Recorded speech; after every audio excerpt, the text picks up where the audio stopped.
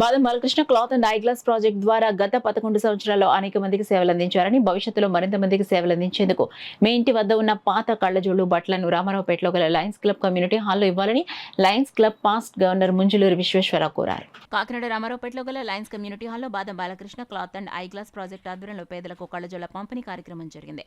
కార్యక్రమానికి project chairman GL Jagannatham అధ్యక్షత వహించగా పాస్ట్ గవర్నర్ ముంజులూరి విశ్వేశ్వరరావు ముఖ్య అతిథిగా పాల్గొని పేదలకు కళ్లజోళ్లు, బట్టలు పంపిణీ చేశారు.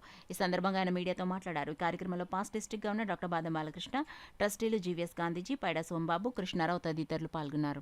ఈ బాదం Balakrishna cloth and eye glass project ద్వారా ఈ యొక్క ఎంపీ చేయబడిన పేదలందరూ కూడా ఈ లయన్స్ క్లబ్ నడపడుతున్న సంస్థ లయన్స్ క్లబ్ కాకినాడ చేత దీని ద్వారా కూడా మేము ఉచితంగా ఇస్తున్నాం.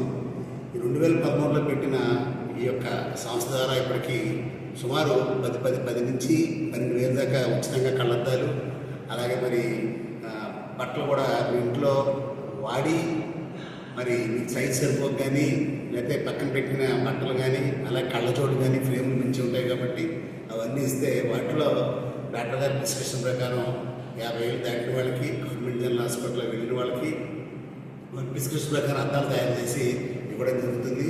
కాబట్టి ప్రజలందరినీ మీకు కోరేది ఏంటంటే ఇంటి దగ్గర ఉన్న పాత బట్టలు కానీ కళ్ళజోడు కానీ లయన్స్ క్లబ్ రామారావుపేట హాల్లో ఇవ్వాలని చెప్పి కోరుతూ మరి ఈరోజు ముఖ్య అతిథి వచ్చిన విశేషాలు కూడా నేను ప్రతి నెల కూడా అవసరమైన వాళ్ళకి ఆ కళ్ళజోళ్ళు, ఆ బట్టలు, సరైన బట్టలు ఇవ్వడం అన్నది గత కొన్ని సంవత్సరాలుగా ఇక్కడ చేస్తున్నారు.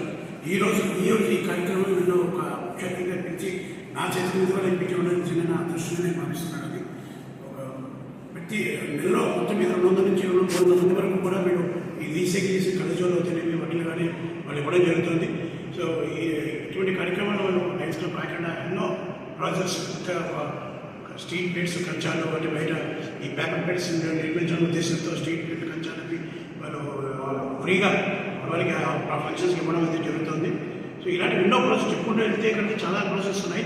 దాంట్లో నాకు నచ్చింది అత్యంత ప్రతిష్టాకరమైనది అయితే మాత్రం రీసైకిల్ ఆఫ్ కళ్ళజోడు.